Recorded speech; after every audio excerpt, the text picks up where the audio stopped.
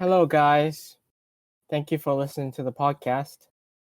Since this is my first ever podcast, still gonna be some technical difficulties. I'll be fixing the kinks on this, but it's gonna take a while. So please be patient and understand that there are some bugs in the audio. Thank you for listening, and yeah, thank you. Hello, listeners. Welcome to the A Million Little Perspective. This is a podcast on the TV show A Million Little Things. I have seen the show, while the other co-host haven't. So it's gonna be interesting to talk about the show in two different perspectives. One from the person who has seen the show and was emotionally affected from the show, and someone who has not seen the show at all. Why don't you say hello? What's up? My name's Adam. I haven't seen the show, and I haven't been emotionally affected by this show. So I guess we'll start off with the summary or the basics before we dive into the episode. The show was created by someone named DJ Nash. DJ? That's his name, not actual DJ. Okay. He created this story. He's a comedian, but when his friend committed suicide a week after he met, he decided to create this show showing how one can lose someone in an instant, even if you knew the person really well. You don't really see the signs of committing suicide.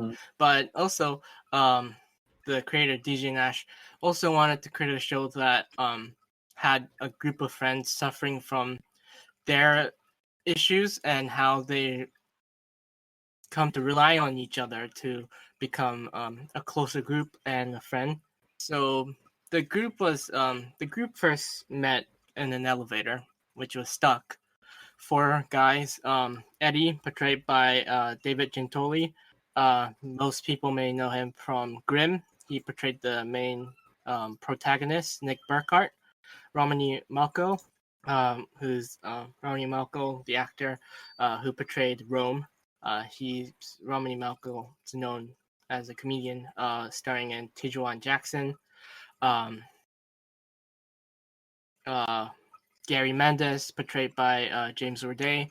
Most people will probably know him from Psych, so portraying the psychic or the fake psychic, Sean Spencer, and John Dixon, portrayed by Ron Livingston, who's been in lots of shows and movies. And their friendship group outside from after they met in the elevator, they basically became close with knowing that they were all Bruins fans, which is a hockey team. And John was a rich real estate guy who told these 3 guys to go to season tickets, and anyone would agree on going to season tickets on their favorite hockey team or sports team, I would guess.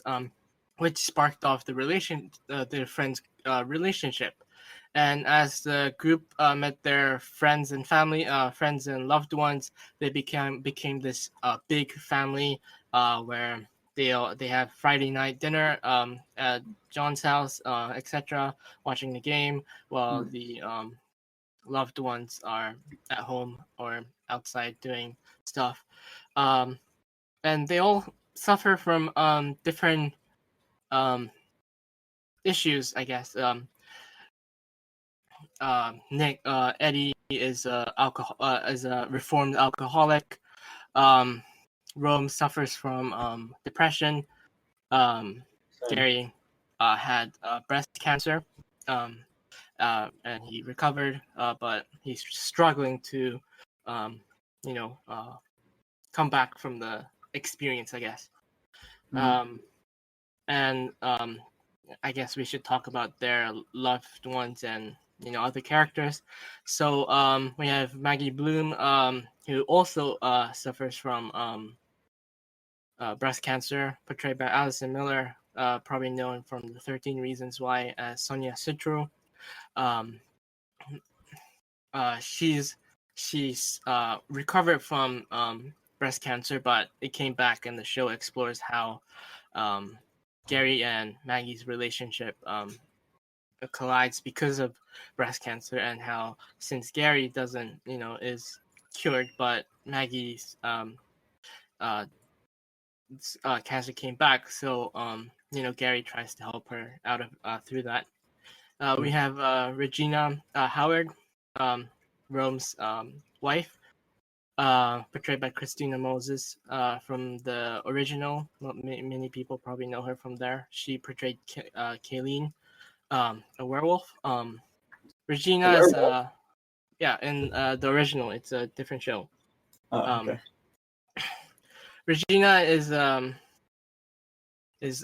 chef who married to Rome and has her own personal issues. She was later in the show, it's discovered that she's a survivor of a sexual assault from her uncle, and the show explores how that mentally traumatized her, and tries to move on from that by also helping Rome's depression.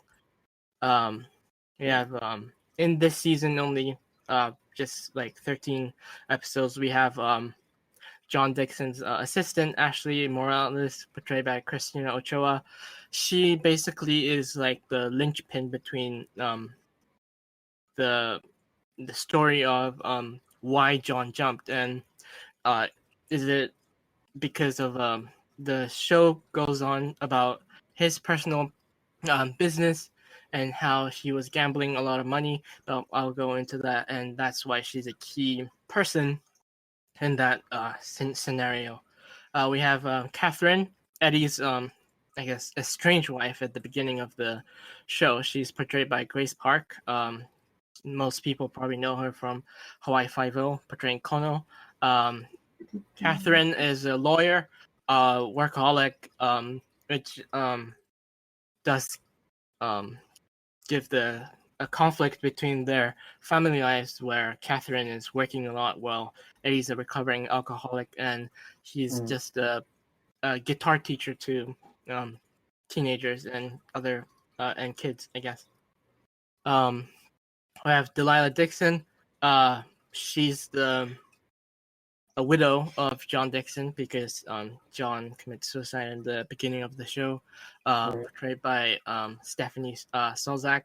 She's in a lot of movies, so you probably know her from that. And then we have the kids, Eddie and Catherine's son, Theo, portrayed by Tristan Bion. Theo has to watch Eddie and Catherine's relationship fracture as they become more distant with each other because of Catherine's job and Eddie's lack of a job, I guess. We have Sophie Dixon, portrayed by Lizzie Green, the oldest of the Dixon family, who tries to comprehend why John did what he did, because John told his daughter to never, don't quit. Dixon's don't quit, and then John quit by committing suicide. So Sophie's trying to comprehend everything. And then we have the younger son, Danny Dixon. So it's just people with problems helping other people with problems. Yeah, and they're like really close, but some of their secrets, as the show reveals, does tend to fracture the relationship between the groups in some occasions, and the show always gives opportunity for both sides to show their opinions and the secret, the reason why they keep the secret, I guess. And none of them are werewolves, right? Yeah, no. Okay. Don't worry. So I guess I'm gonna just start with the pilot. Well, this is the episode for the pilot, the podcast episode for the pilot. So the pilot is obviously written by DJ Nash, the creator. He submitted during pilot season, and they got okay on ABC. The director is James Griffith. He directs many episodes in the show. I guess I'm gonna for many of the episodes, it's quite hard to go in chronologically in the sense of what happened in the minute here. But in the first two episodes, it's quite easy to comprehend the order. So I'm gonna just go chronologically for a couple of the episodes, and then we'll probably skip to just characters because they mainly just go from one character to another, and then they try to end with a group moment, I guess. So in the opening of the show, A Million Little Things, John is making a business deal where he's trying to buy a property in Boston, which the show takes place, and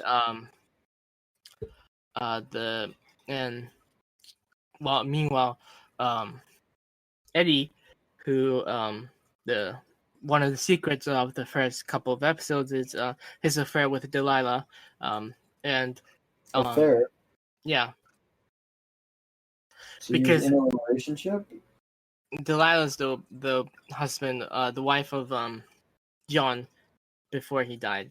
So it's still affair until right. Damn. He takes his life.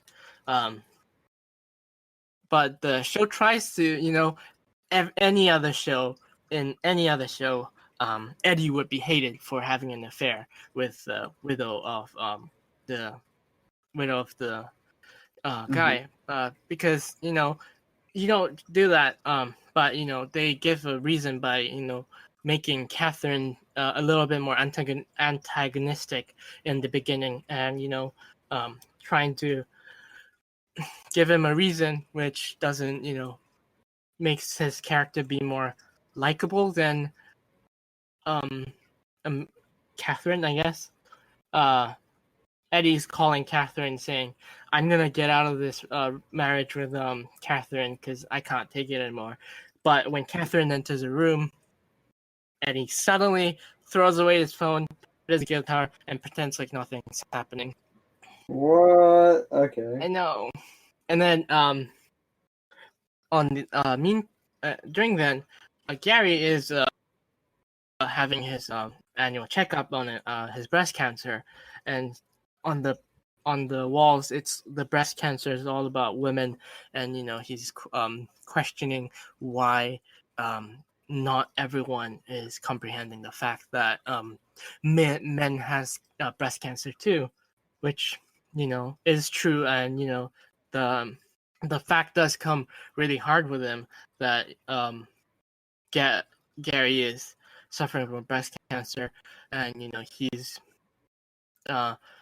feels left out basically. Gary, his doctor gets a phone call from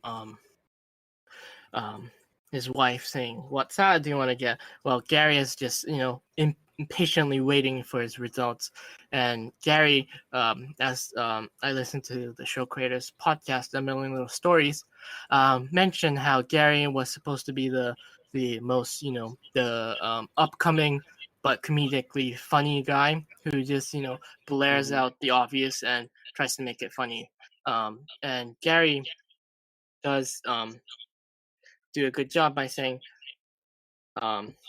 "Doc, I'm sure the sauce on your vegetables is very important, but is my cancer back?" Very stern and strong. What? Blunt. Yeah, blunt way of saying, "Is my cancer back?"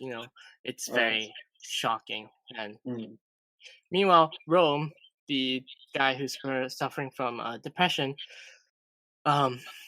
he's suffering from depression, so he has a mouthful of pills, ready to commit suicide. But when Gary gives him the news that Rome has committed that John has committed suicide, he spits out all the pills onto the dishwasher. Saying that he actually wants to live, which was, in my opinion, one of the in the pilot's the most effective and most emotional moments, where like it's like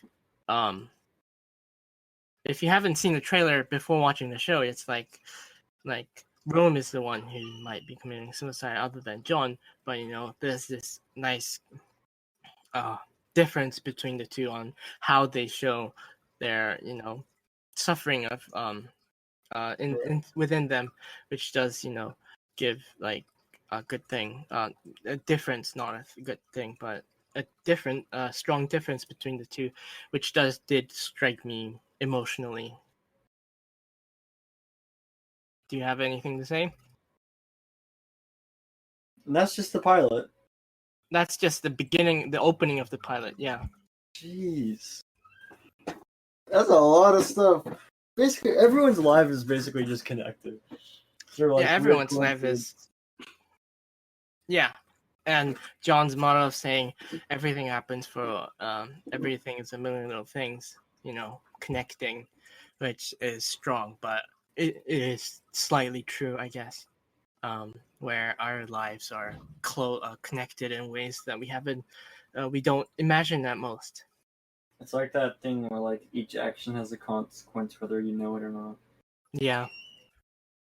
Damn. And then after the death of John, obviously there's the grieving moment between everyone in the group, like the Sophie and Danny's trying to be strong for their mother, because their mother is completely shaken up, and they watched the game of the previous day where everyone was watching the Bruins game, and how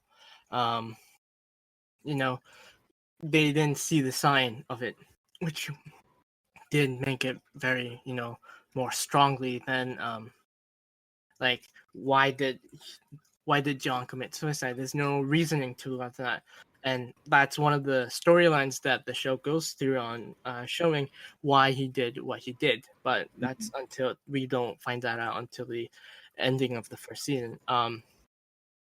And Gary, being the closest one other than like a sister to Delilah, gives her the news, and the camera shot's very interesting in this part, where instead of focusing on Delilah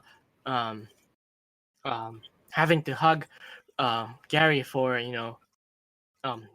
finding the news of John's death, they focus on the coffee cup, and because she was out getting coffee, and she drops it when she finds the news. It's like a very strong shot of them following the coffee cup, instead of Delilah showing like how emotionally tragic the event has been, which obviously is a fact.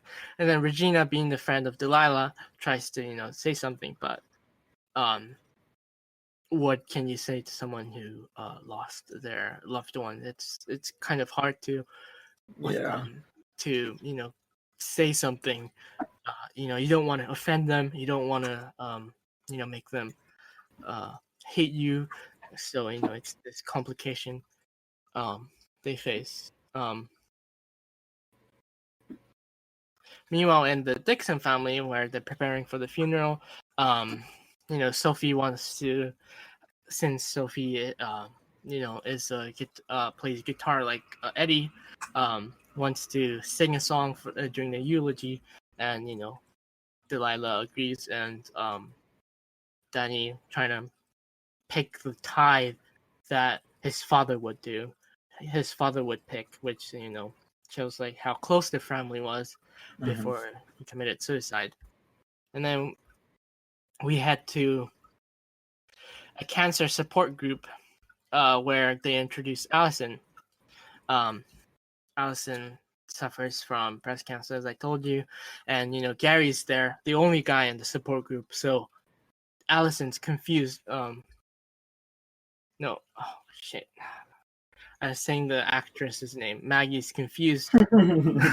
Maggie's confused on why on earth a guy is in this breast cancer support group. Like she's uncomfortable with him being there, and Gary blatantly says men have breast cancer too, and no one which shows Gary's personality as it's like he says the obvious things, but it's so much more stronger because he's the only guy and says it.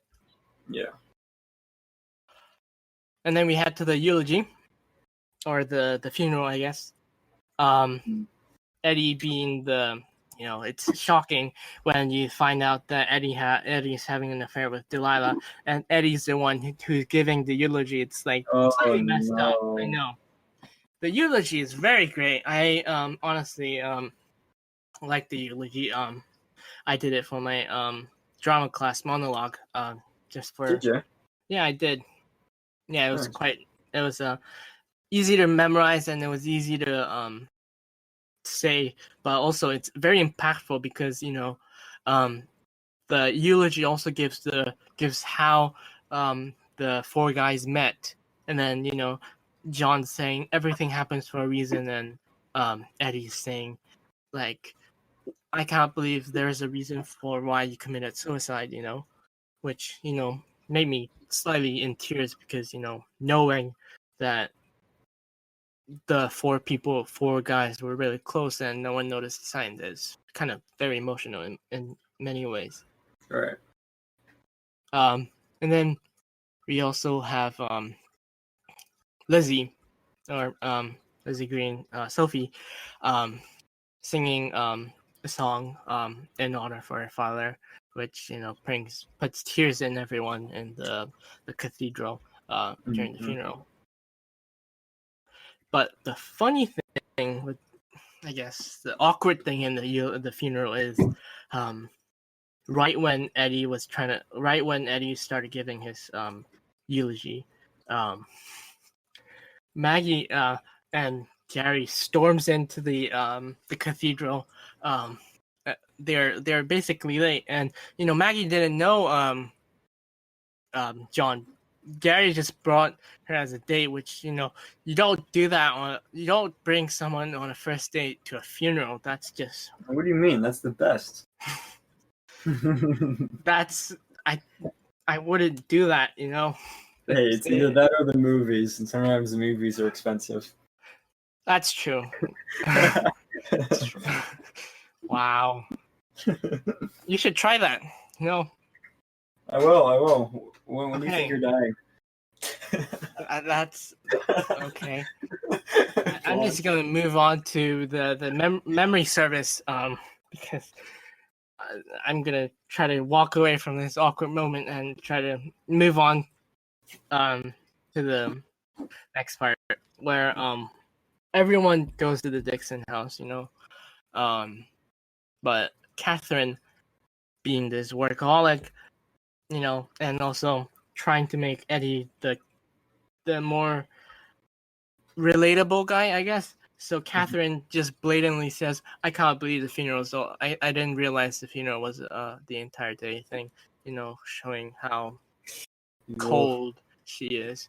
And she's very dedicated to her work, but she could be cold to the group family, I guess. Mm-hmm. And then everyone in the group, tries to comfort Delilah. Gary says the most obnoxious thing, saying, "Let me get this straight. I need to tell you, I don't want to be here." And What? Gary. Why does he say that? No, Gary doesn't want to be in the memorial service. He wants he doesn't want this moment to happen. He didn't want it to happen. Like John should have never died. So it's a positive way, but the way he says it, it's very, very confusing in the beginning, I guess. Right. And then the group the three guys, Gary, Rome, and Eddie, and Regina talk about basically Gary's date that he brought to the funeral, Maggie, and questioned bets on where Gary met Maggie, and Rome is correct by saying the cancer support group, which the two guys are disgusted by because Gary has been apparently been in multiple relationship with multiple breast cancer survivors or the people in the support group that's in his age group, I guess. Which does discuss the two guys. And then everyone leaves except for the group, except for the group. Maggie's there too, and they find out Maggie's a psychologist, which and then Regina just stares at Gary, saying you should have known her professions before you brought her to the funeral or something close to that. And Maggie tries to make sense of why Gary John committed suicide, and then they get an alert on their phones, and they find out it's the day of the funeral is a Bruins game. It's a tradition that they've went through prior to the suicide ever since they met on the elevator. So Delilah says, to honor John's memory, please go to the game, which they do go to the game. But before they went to the game, they went to the office of John because the tickets were at the office, and they all stare at the crime tapes on like crime tapes, seeing the aftermath of the John jumping, I guess, and it's very hard for all three of the guys to even go to there because it's the place where their best friend died. And then, like the tradition John started before any Bruins game, they go to this bar close by, and they try to make a toast to honor John, but Gary doesn't want anything to do with it. Gary, starts saying, why couldn't we see the signs, and then he realized that the last time that all four guys were, open up about their emotions was during the time in the elevator, and Gary just starts saying, "We don't talk anymore. We've been a group of friends, but we don't talk anymore." And that might have been one of the reasons why John had committed suicide. So he didn't want to drink the alcohol. Obviously, Eddie being an alcoholic or ex-alcoholic, he doesn't drink alcohol, and Gary and Rome drinks for this stupid toast that apparently, according to Gary, is pointless. And then Eddie and Rome tries to reason with Gary about we do talk, and etc. like we do talk to you guys, trying to reason with him. And then Gary brings up the fact that Eddie is in a loveless marriage, and you don't want to get out of it, even though he has. And Eddie hasn't told Gary about the affair with Delilah, but Eddie does then come out saying that he has been sleeping with the mother of his guitar student. It doesn't say Delilah's name, just says someone, to connect with Gary once more. And then Gary tries to grill more into that, and then but Gary doesn't want anything to do with it, saying like we don't talk, and just wanted to watch the game. But when they got into their seats, Rome confessed about how he was about to commit suicide before he got the phone call, and that opened up Gary and Eddie into more more of a brotherhood where Gary and Eddie tries to comfort Rome for his depression, but he doesn't tell Regina just yet. He wants Gary wants Rome to tell her in the next episode. And then they have this. After that, they do become more open to one another, enjoying the games more closely, and then that's when the reveal of the affair is revealed, where Eddie sends a text to Delilah, and then Delilah reads the text or ignores the text, and then we see Eddie and Delilah in bed, and getting showing that they were having an affair, and then in the ending of the episodes, Eddie tries to speak with Delilah, which is a horrible idea to do, and Delilah doesn't let Eddie in, and then we find out that while they were in bed, this is when John was gonna commit suicide. Flashing back to the to where John was about to jump from the building, we find that John did call Eddie, and Eddie didn't pick up, basically. And then we end with more secrets, where Ashley, the assistant, is deleting some files from John's computer about this mysterious word Rutledge. It's very shady for her to delete something that Rome has done. Not Rome. John has done.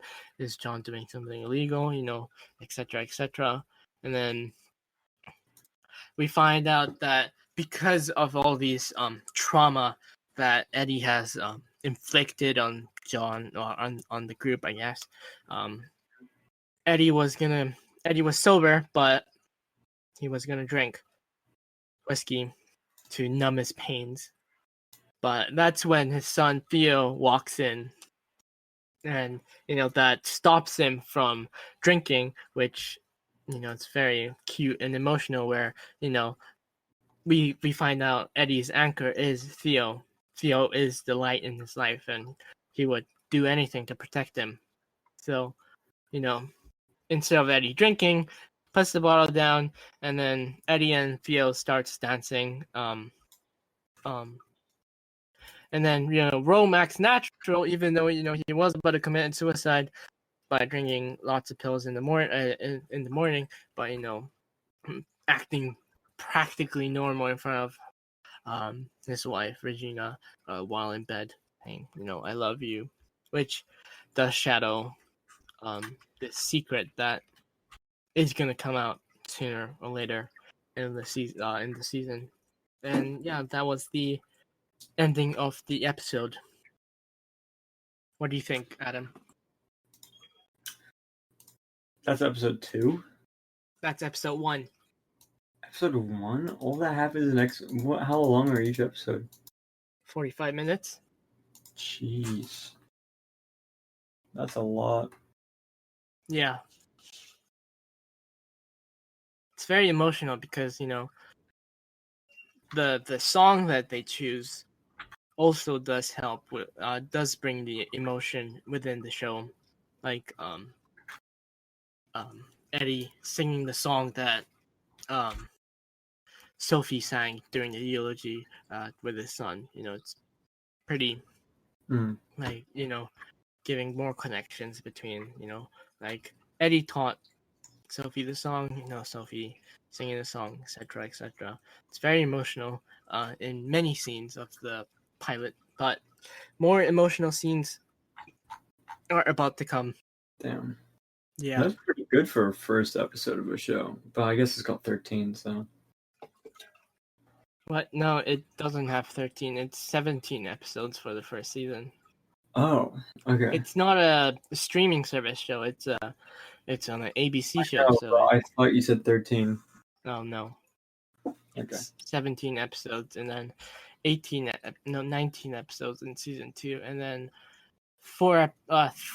the day we're recording this, 3 episodes have aired, and then during the week of this recording, the winter finale of season 3 is gonna air, and then apparently, it's not gonna air until March, which is kind of sad but understandable because of COVID.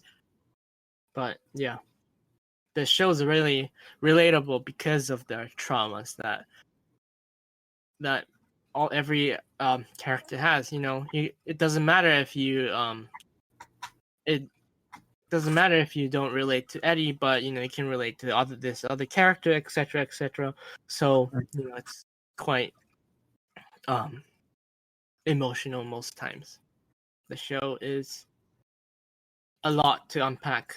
They try to focus on a lot of things, trying to solve why John did what he did, and then we have Eddie's arc on,